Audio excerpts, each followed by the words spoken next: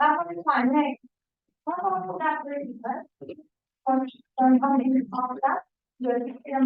Factorizing. So let's put the ticks in for you, especially a question like this one that has so much stuff going on. We can't put a lot of marks. So that would be your first mark. Then you'll probably get a mark for making both of these equal to 0, right? Making the sign and a bracket equal to 0, both of them. For your reference angle here, I think because it's such a simple reference angle, they probably won't give you a mark for that one, right? But you will get a mark for the two general solutions. Now guys, because it was 0 plus 360, and you actually could have just written 360, but it's the fine if you left it as 0 plus. Okay, it doesn't really matter. And for the quadrant 2 solution, because remember when it's sine x equals 0, we assume that 0 is positive, right? So we work in the positive quadrant 1 and 2. So for quadrant 2, you'll say 180 minus the reference angle, which is 0 again. Okay, so that's why I just wrote 180 plus 360. So here you will get a mark for each general solution. Okay? For the next one, they'll give you a mark either there or for the reference angle. Again, if its sign is positive, so again, we're working in quadrant 1 and 2. They'll give you a mark for the quadrant 1 general solution and a mark for the quadrant 2 one, which you get by doing 180 minus. And then, guys, there were a whole bunch of solutions, right? So if you're looking at your first one, 360n, if n is 0, then your answer is 0, right? And that falls between negative 360 and 2. So that is the first solution. In your first one there, if n is 1, your answer is 360, right? And that is still in the interval. What does the square bracket mean again? It means that it can be equal to 2. Okay, so that's one is fine. Then if n is negative 1, you're going to have 360 times negative 1, which is negative. Right, so that one also works. From the next one, 180, that one works. If n is 0, right, then it's 180. If n is 1, it's going to be 180 plus 360, which is too big. But if n is negative 1, it's 180 minus 360, which gives us negative 1. Okay, then if you're looking at this one, if n is 0, you get 41,81, which works. If n is 1, you're going to get something bigger than 360, which is not going to fall in line here.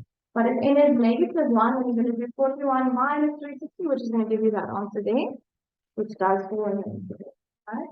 So this is negative 360. Last two was from this last one. If n is 0, you get 133. And if n is 1, it's too big because you're adding 360. If n is negative 1, you get negative 2 points.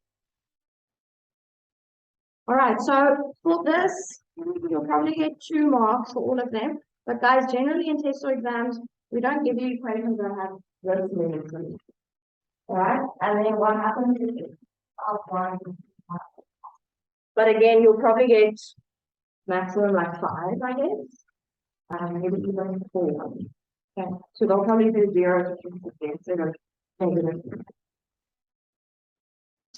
Okay, guys, there's 1 minute left. You can see if that link works now. I'll put the next one up for long, but with your slots between.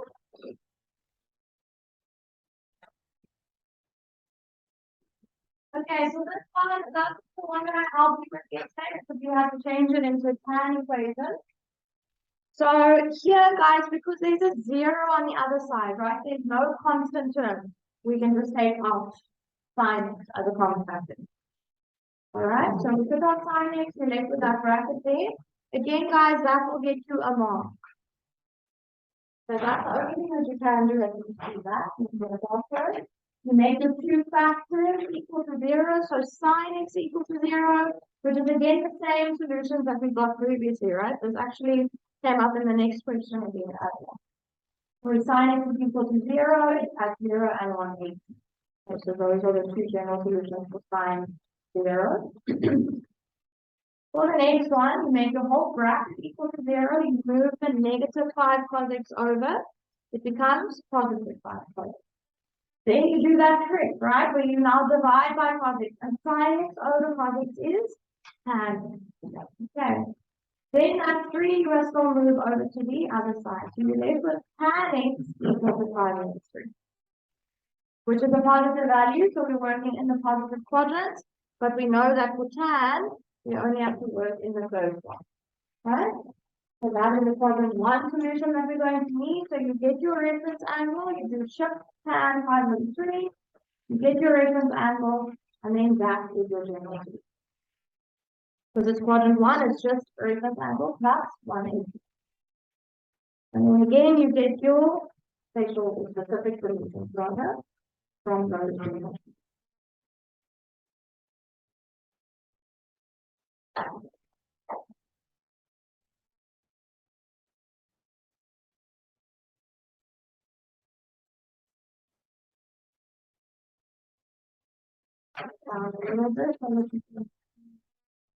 The next one. Now the same guys, which is quite nice. We did have constant terms, right? We had numbers here, but what's going to happen if you move this plus 1 over? It's going to become a minus 1. And what's 1 minus 1? 0. Okay, so these ones actually cancel each other out. Yeah?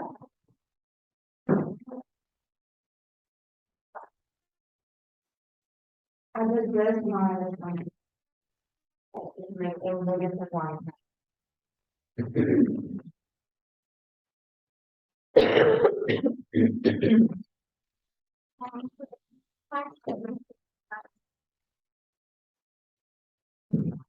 Yeah, you see it in this. Yeah.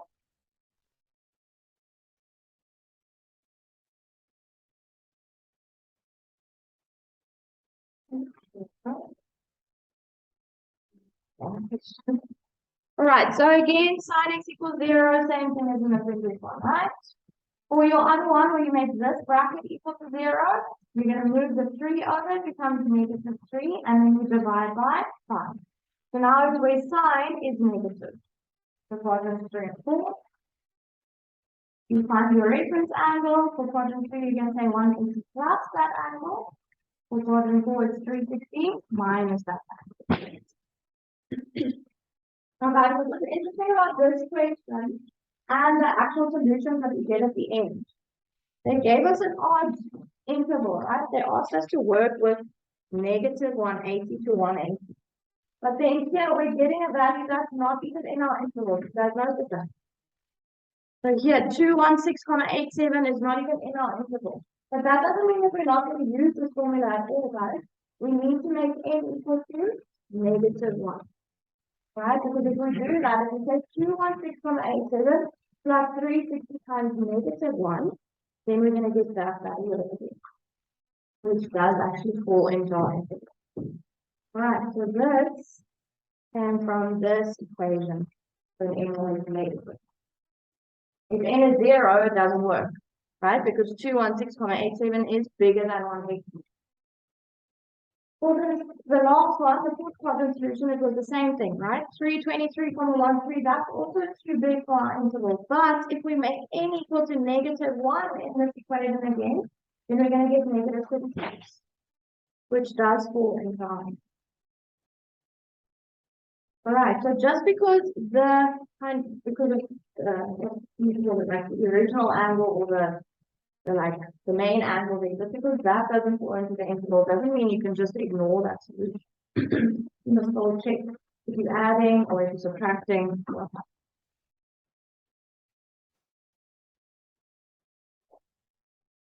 Okay, any questions on that?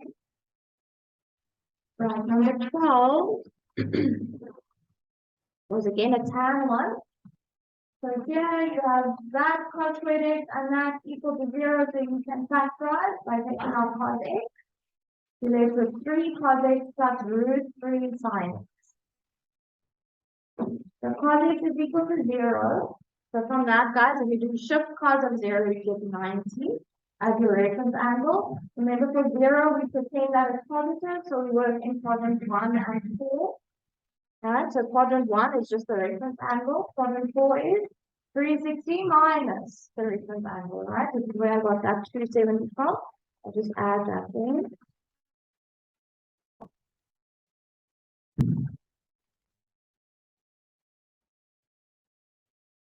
Then for the other part, which was the tricky part, now guys, if you don't want to do this bracket, you can still do this side, right? That's the nice thing about these equations is that often you can do like maybe half of the calculations if you don't know, or if you don't know how to do the other half. So here you make your bracket equal to 0, move, oh, what I did here, which I'm not sure if you guys would have done the same thing, I wanted my sign on this side, because I know that I must divide it by cos, right? So that's why I took the cos over to the other side, and that became -3 cos, but I'll do the calculation now for if you maybe took the sign over to the other side, I'll show you how those steps would have looked. Alright, so I took the cos over and then I divided by cos x, that's how I got that tan, right? √3 sin x over cos x is -3. And we know that sin over cos is tan. Oops, sorry. And then I took that √3 over to the other side and divided by √3. Okay, so this is now negative. Where is tan negative in quadrants? 2 and 4. Remember, we can ignore the fourth quadrant there. Find your reference angle by saying shift tan of the positive value, which is 60, which is quite nice. And for quadrant 2, it's 180 minus that difference. And I'm just quickly going to do the actual step in case you move the sign and not the cos.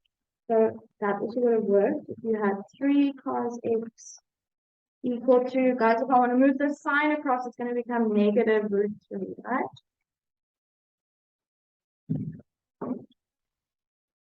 But now you must be careful because now, guys, if you take the sign over here, you're going to get 1 over tan, which is not useful, right? You want to get tan.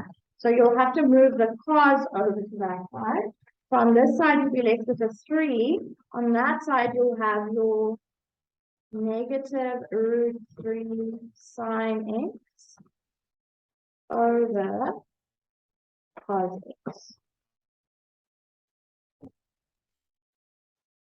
So that will leave you with 3 equal to -√3 tan x.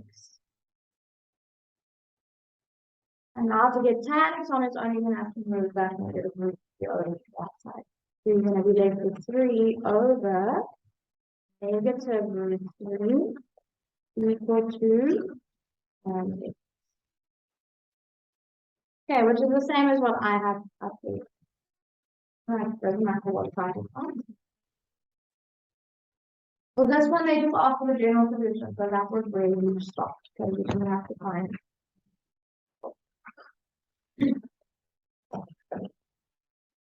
All right, guys, I want to do some more examples quickly.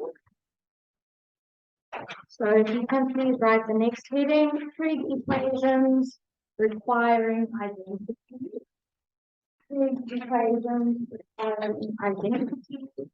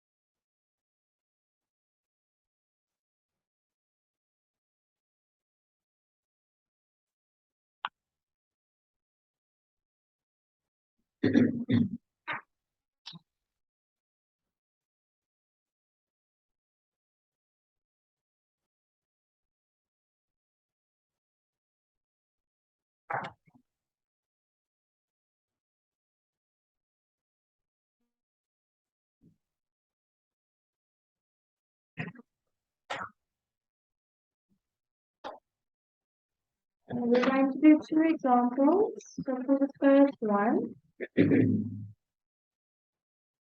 giving us 3 cos squared x minus 5 sin x equal to 1.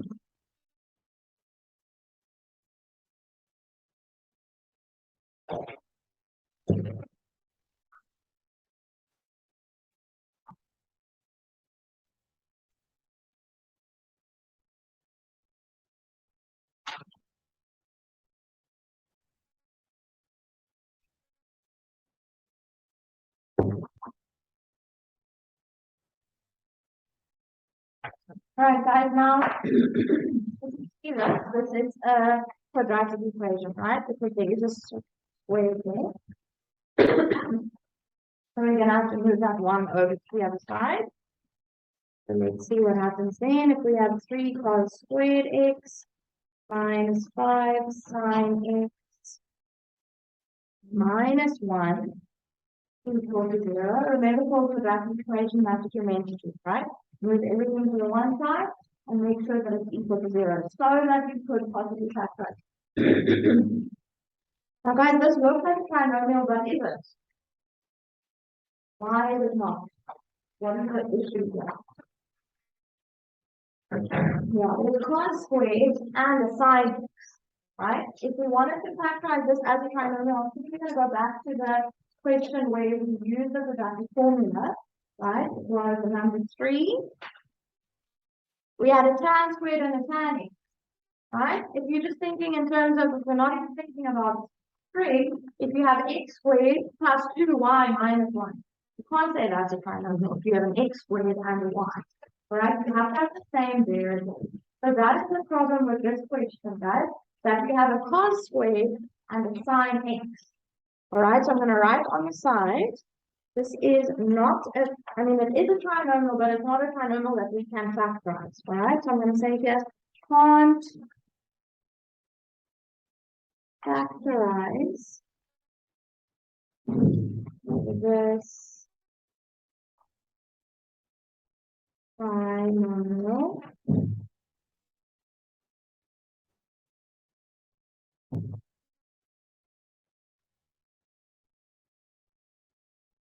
because you have different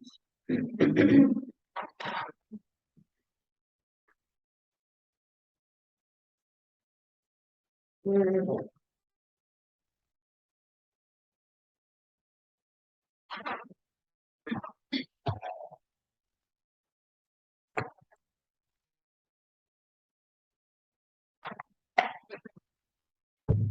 Okay, so what do you think, guys? What can oh sorry. What can I do there to make them the same variables?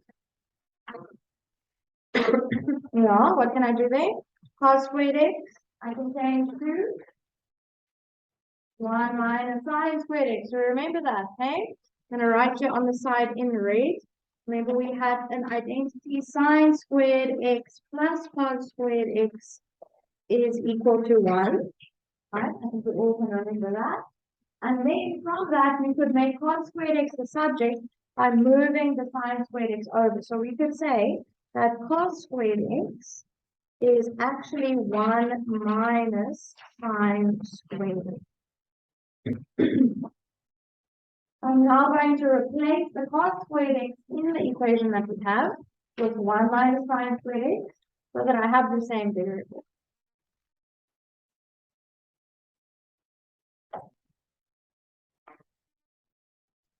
So, remember guys, these are 3 in front. So when I now change my cos squared x, I'm going to put it in brackets.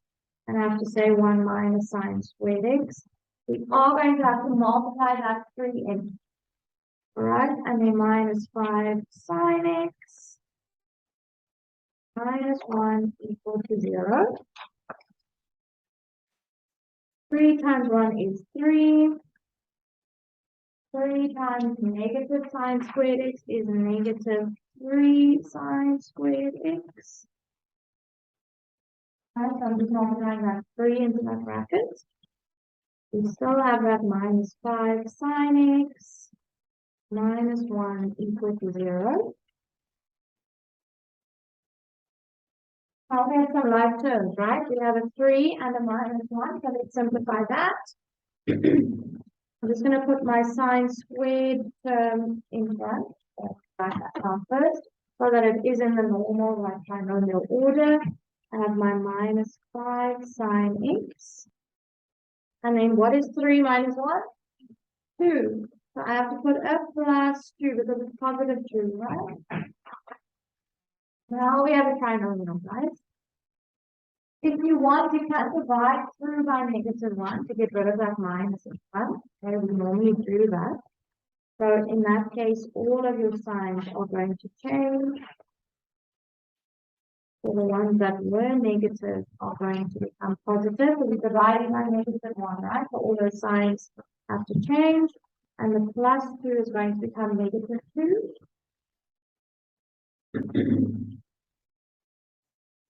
And how can we factorize this trinomial? There's a 3 in front, okay? So I wouldn't say that you try and factorize it. Let's use the quadratic formula. Okay, am I going to write x equals sine x equals? All right, so sine x is equal to -b. What is my b value, guys? 5. So -5 plus or minus the square root of b squared. So again, 5, but then squared, minus 4ac. My a value is 3 and my c value is -2. You can put that minus. And you do your search. That is all over 2a, so 2 times 3. That's it.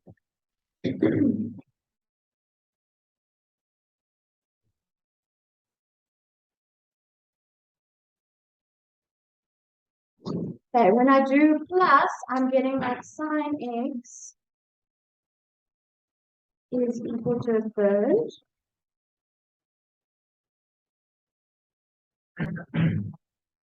And when I use the minus, I'm getting that sine x is -2.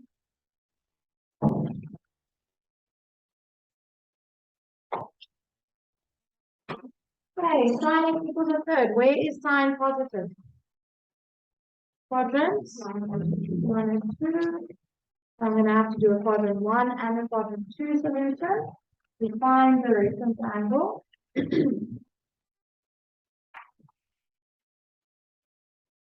Fifth sine of a third. That is 19,47 degrees.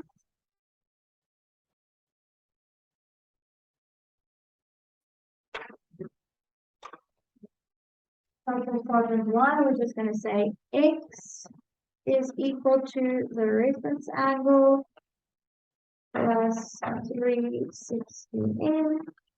This is the first example of the day. I'm going to write in it.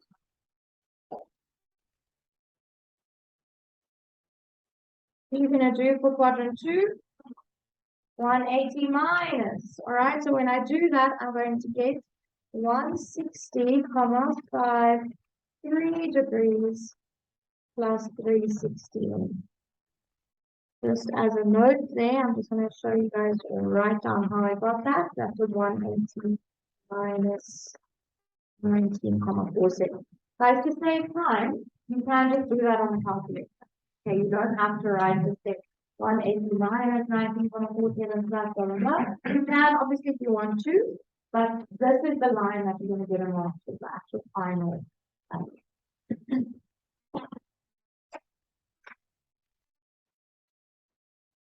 Right, on the other side, we have sine x equal to -2.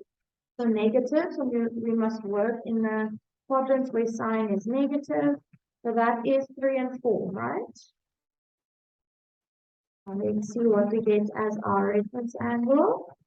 If we type shift sine of 2, remember we have to use the negative value there.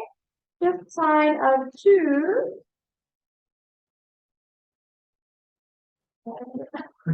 Math error.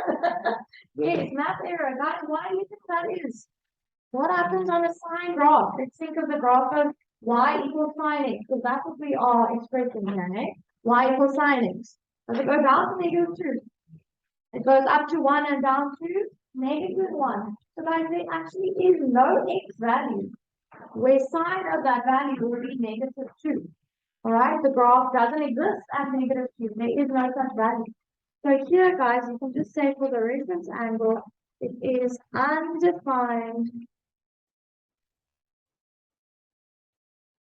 Therefore, for this equation, there is no solution. Right? You just do need to write that. You can't leave it blank. If you leave it blank, the marker is going to be like, oh, they didn't know what it meant to get a math error. Okay, you have to make it clear to whoever is marking your paper that it means math error. You know that it means there's no. Okay, I'll just make a little note on the side here. The graph of y equals sine x does not go down to negative. So guys, actually, if it's any number that's bigger than 1, right? So like 1.5 or 5 or whatever, you'll get an undefined because it can just go to 1, right? The graph of y equals sine x, it goes to 1. And if it's any number that's smaller than negative 1, same thing more. Going up to 1, down to negative. And then that's it.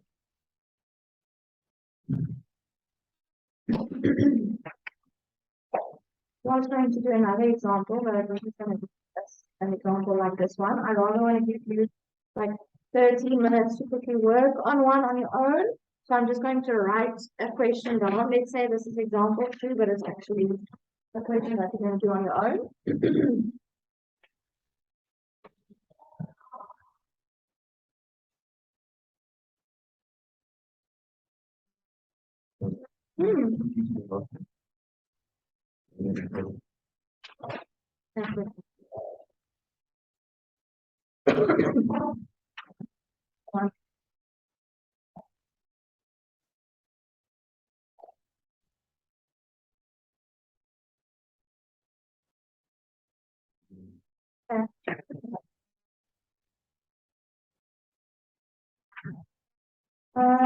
Let's do 10 sine squared x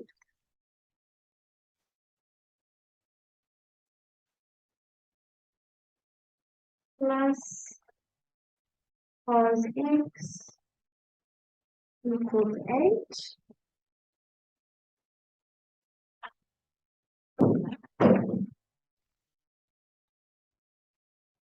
Okay, I want you guys just to start for x there. I'm not giving you an interval, so that means you're just going to the general solution.